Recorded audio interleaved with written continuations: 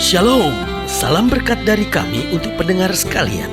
Saat ini pendengar akan diberkati dengan program Hari Ini Harinya Tuhan bagian yang ke-8. Sebuah program rohani tentang doktrin Alkitab yang menolong kita untuk semakin tertanam dalam kebenaran firman dan bertumbuh dalam kemuliaan. Bersama hambanya, Pendeta Gilbert Lumwendong, STH. Banyak orang merasa doktrin Alkitab sebagai sesuatu yang membingungkan. Tetapi tahukah saudara bahwa doktrin Alkitab intinya adalah memahami Alkitab dengan benar, dengan pemahaman yang sistematis, sehingga kita terus dapat tertanam di dalam kebenaran firman, sehingga kita terus bertumbuh di dalam kemuliaan Allah. Buka hati saudara sekalian untuk menerima berkat-berkat firman-Nya hari ini. Seorang filsuf pernah berkata, jangan pernah menjual kebenaran, tetapi belilah kebenaran. Seorang filsuf pernah berkata, pada saat kamu berkata tahu, itu bukan kebenaran. Pada saat kamu berkata, aku tidak tahu, itulah kebenaran. Saudaraku yang kekasih dalam Tuhan, kalau kita mau jujur dan kita pelajari baik, para filsuf paling banyak coba mendefinisikan tentang kebenaran. Karena kebenaran dianggap sebuah bahan topik filsafat yang sangat menyenangkan. Kebenaran adalah sebuah bahan, sebuah topik filsafat yang paling perlu digali kedalaman dan kenikmatannya. Saudaraku yang kekasih dalam Tuhan, tetapi tahukah saudara bahwa ketika orang sebetulnya sedang menggali kebenaran, orang tidak pernah akan menjumpai kebenaran. Tapi tahukah saudara, ketika seorang membuka hati buat kebenaran, maka dia akan mengetahui kebenaran.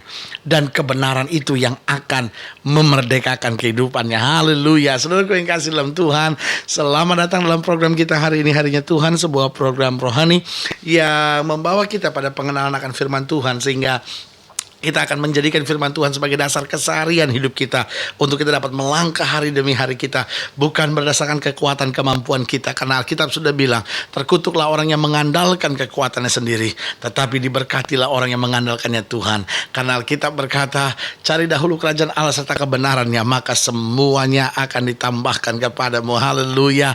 Dan dalam program ini memang kita sedang bicara tentang kebenaran. Saudaraku yang kasih dalam Tuhan, kalau orang berpikir tentang kebenaran, maka pertanyaan tentang kebenaran itu biasanya, apakah kebenaran itu, ya kan? Tetapi tahukah saudara bahwa pertanyaan tentang apa itu kebenaran, apakah kebenaran itu merupakan pertanyaan yang sangat keliru. Itu pertanyaan yang sangat salah, karena pertanyaan tentang kebenaran sebetulnya bukan apa itu kebenaran, bukan apakah kebenaran, tetapi pertanyaan tentang kebenaran adalah siapa kebenaran itu. Karena tidak ada benda yang merupakan kebenaran, tetapi kalau kita bicara tentang kebenaran, kebenaran adalah sebuah pribadi.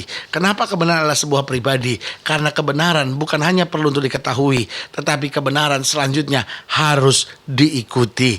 Nah, saudaraku yang kasih dalam Tuhan, dalam pembahasan program kita dalam Yohanes 18 ayatnya yang ke-28, Yohanes pasal 18 ayat 28 sampai ayat yang ke-38a. Yohanes pasal 18 ayat ke-28 sampai 38a. Ini akan kita pelajari. Saudara yang mau ambil Alkitab, saya beri kesempatan untuk itu.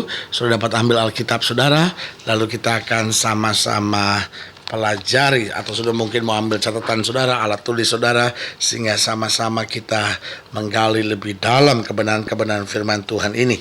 Yohanes 18 ayat yang ke-28 sampai 38a. Maka mereka membawa Yesus dari Kayafas ke gedung pengadilan. Ketika itu hari masih pagi. Mereka sendiri tidak masuk ke gedung pengadilan itu supaya jangan menajiskan diri, sebab mereka hendak makan Paskah. Sebab itu Pilatus keluar mendapatkan mereka dan berkata, apakah tuduhan kamu terhadap orang ini? Jawab mereka kepadanya, jikalau ia bukan seorang penjahat, kami tidak menyerahkannya kepadamu. Kata Pilatus kepada mereka, ambillah dia dan hakimilah dia menurut hukum Tauratmu. Kata orang-orang Yahudi itu, kami tidak diperbolehkan membunuh seseorang. Demikian hendaknya supaya genaplah firman Yesus yang dikatakan dia untuk menyatakan bagaimana caranya ia mati. Maka kembalilah Pilatus ke dalam gedung pengadilan, lalu memanggil Yesus dan bertanya kepadanya, engkau inikah raja orang Yahudi? Jawab Yesus, apakah engkau katakan hal itu dari hatimu sendiri, atau adakah orang lain yang mengatakan kepadamu tentang aku? Kata Pilatus, apakah aku seorang Yahudi? Bangsamu sendiri dan imam-imam kepala yang telah menyerahkan engkau kepadaku. Apakah yang telah engkau perbuat? Jawab Yesus, kerajaanku bukan dari dunia ini. Jika kerajaanku dari dunia ini, pasti hamba-hambaku telah melawan, supaya aku jangan diserahkan pada orang Yahudi. Akan tapi kerajaanku bukan dari sini. Kata Pilatus kepadanya, jadi engkau adalah raja? Jawab Yesus, engkau mengatakan bahwa aku adalah raja. Untuk itulah aku lahir, dan untuk itulah aku datang ke dalam dunia ini, supaya aku memberi kesaksian tentang kebenaran. Setiap orang yang berasal dari kebenaran mendengarkan aku. Kata Pilatus kepadanya, apakah kebenaran itu? Nah, saudaraku yang kasih dalam Tuhan, pertanyaan Pilatus lah yang coba mau dijawab oleh para filsuf di dunia ini. Pilatus bertanya, apakah kebenaran itu? Lalu para filsuf mulai coba menjabarkan, mulai mendefinisikan tentang kebenaran. Tetapi Yesus dengan tegas mengupas tentang kebenaran dalam pemahaman yang sangat jelas. Jawab Yesus, engkau mengatakan bahwa aku adalah raja, untuk itulah aku lahir dan untuk itulah aku datang ke dalam dunia ini, supaya aku memberi kesaksian tentang kebenaran. Berarti Yesus sama sekali tidak sedang bicara tentang benda, tapi Yesus sedang bicara tentang pribadi. Karena selanjutnya dia berkata, setiap orang yang berasal dari kebenaran mendengarkan suaraku. Nah, saudaraku yang kasih dalam Tuhan, berarti dari sini kita bisa pelajari hal-hal yang menarik. Yang pertama saya pelajari, kebenaran perlu kita kenal. Kebenaran perlu kita ketahui atau kita kenal, saudara-saudaraku yang kasih dalam Tuhan.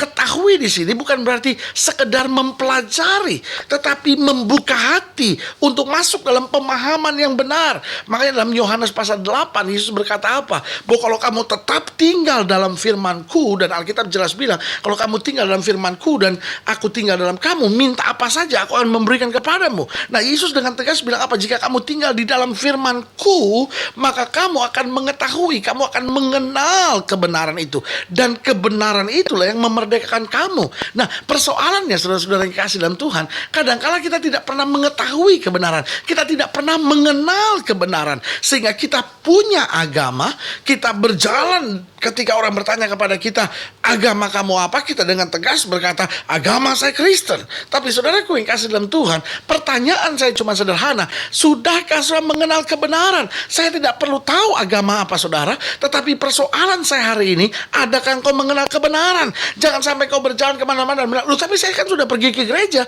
tapi kan saya sudah dengar firman Tuhan. Saudaraku yang kasih dalam Tuhan, kebenaran bukan soal agama. Karena kalau kita mau jujur, ada banyak orang beragama. Oh, namanya boleh Kristen, namanya boleh majelis gereja, oh namanya boleh aktivis-aktivis agama. Tetapi saudaraku yang kasih dalam Tuhan, hidup dalam perjinahan, kawin cerai, punya istri dua, dan hidup di dalam hal-hal yang gak benar. Saudaraku yang kasih dalam Tuhan, saudara mau bilang sama saya, orang ini orang hidup dalam kebenaran, mungkin dia punya agama, tapi hidupnya jauh dari kebenaran. Saudaraku yang kasih dalam Tuhan, sebagai hamba Allah dengan tegas saya mau ingatkan buat saudara, agama tanpa mengenal kebenaran hanyalah kemunafikan belaka. Orang boleh bersembunyi di balik jubah-jubah keagamaannya, aktivis-aktivis keagamaannya, tapi kalau hidupnya bukan hidup yang mengenal kebenaran, hanya kemunafikan belaka yang sedang dipertontonkan kepada orang di sekitarnya. Berarti sebagai hamba Allah, kembali saya mau ingatkan, kebenaran perlu dikenal. Yang kedua saya pelajari, kebenaran perlu dijalani. Artinya setelah kita mengenal kebenaran, kita harus berjalan bersama-sama dengan kebenaran. Satu kali saya sedang lewat di sebuah jalan, saya lihat ada sebuah demonstrasi. Spanduk besar-besar tertulis tentang apa sebetulnya yang mereka mau. Lalu di bagian pojok kanannya dituliskan siapa pelaksana dari demonstrasi itu. Lalu tertulis tulisan di sana, gerakan pembela kebenaran. Saya melihat bacaan itu saya tersenyum. Kenapa saya tersenyum? Karena saya menyadari bahwa kalau itu adalah kebenaran, kebenaran tidak pernah perlu dibela. Karena kebenaran cukup untuk membenarkan kebenaran itu sendiri. Kebenaran bukan perlu dibela. Kebenaran perlu kita jalan bersama-sama. Kebenaran perlu kita ikuti. Karena saudaraku yang kasih dalam Tuhan, kebenaran tidak pernah bisa diinjak-injak. Orang boleh menginjak-injak kebenaran, tapi kebenaran tidak pernah bisa terinjak-injak. Orang bisa mencabik-cabik kebenaran, tapi kebenaran tidak pernah bisa tercabik-cabik. Kebenaran tetap akan berdiri tegak karena kebenaran adalah kebenaran itu sendiri. Saudaraku yang kasih dalam Tuhan, Yesus dengan tegas berkata, "Akulah jalan, kebenaran, dan hidup." Berarti yang pertama, kebenaran perlu kita kenal. Yang kedua, kebenaran perlu kita ikuti, perlu kita jalani. Dan yang ketiga, kebenaran perlu kita pertahankan dalam kehidupan kita. Di sini bukan berarti kita perlu bela kebenaran. Karena persoalan dengan kebenaran bukan berarti kita, oh ya saya perlu pertahankan kebenaran supaya kebenaran jangan goyah. Namun kita perlu pertahankan kebenaran agar tetap menguasai hidup kita, agar hidup kita tetap melekat pada kebenaran. Saudaraku yang kasih dalam Tuhan, waktu kita tahu Yesus adalah jalan, kebenaran, dan hidup, berarti saudaraku yang kasih dalam Tuhan, saya perlu tetap setia kepadanya. Saya perlu tetap berjalan lurus bersama dengan Dia. Ada masanya saya melewati aniaya, ada masanya saya diolok-olok, ada masanya saya coba disingkirkan, ada masanya saya lewati tekanan-tekanan yang sukar. Tetapi saudaraku yang kasih dalam Tuhan, pertahankan kebenaran. Aku boleh kehilangan segala-galanya, selama aku tetap hidup dalam kebenaran, aku melihat kemuliaan Tuhan dinyatakan. Saudaraku yang kasih dalam Tuhan, kalau sedang dilayani lebih jauh, hubungi kami melalui telepon, hubungi kami melalui surat, kunjungi website kami, karena kami ada untuk membawa Bapak Ibu Saudara senantiasa lebih dekat pada Tuhan dan mengalami kasih kuasa mujizat yang luar biasa. Haleluya. Melalui program ini secara khusus juga saya mau berdoa untuk setiap saudara yang sakit, setiap saudara yang berbeban berat, setiap saudara yang menghadapi masa-masa sukar, karena kita percaya bahwa bagi Allah tidak ada perkara yang mustahil. Atau mungkin saudara sedang bingung tentang kebenaran, saudara boleh taruh tangan kanan saudara di dada. Atau mungkin saudara selama ini bersembunyi di balik jubah-jubah keagamaan saudara, tapi sebetulnya hanya peran kemunafikan yang sedang saudara jalani dalam hidup ini. Saudara boleh taruh tangan kanan saudara di dada dan kita doa. Bapa, dalam nama Yesus, hamba doa buat setiap mereka yang sakit, hamba doa buat setiap mereka yang berbeban berat, hamba doa untuk setiap rumah tangga yang sedang goncang, hamba doa untuk setiap orang-orang muda yang sedang melewati masa-masa sukar, hamba juga doa untuk setiap mereka yang sedang dilanda kebingungan karena hidup dalam kemunafikan, karena ketidakpastian akan kebenaran. Bapak, hamba berdoa di dalam nama Yesus, Tuhan jamah, Tuhan pulihkan, Tuhan kerjakan mujizat, Tuhan bangkitkan iman kami, Tuhan bawa kami dalam pengalaman-pengalaman indah bersama dengan Tuhan, sehingga kami mengenal kebenaran, dan kebenaran itu yang memerdekakan hidup kami. Di dalam nama Yesus kami berdoa, haleluya, amin. Saudaraku yang kasih dalam Tuhan, kita sudah berdoa. Ingat, Allah tidak pernah lalai menepati janjinya. Inilah saatnya buat kita untuk bangkit, beriman, percaya, bersemangat bersama dengan Yesus, karena kita tahu kita tidak pernah sendiri. Dia gunung batu keselamatan kita. Alkitab berkata, dalam kesesakan Dia penolong yang sangat terbukti. Doa saya menyertai saudara. Sampai berjumpa pada program berikut, dan jangan lupa jadikan hari ini harinya Tuhan. Haleluya.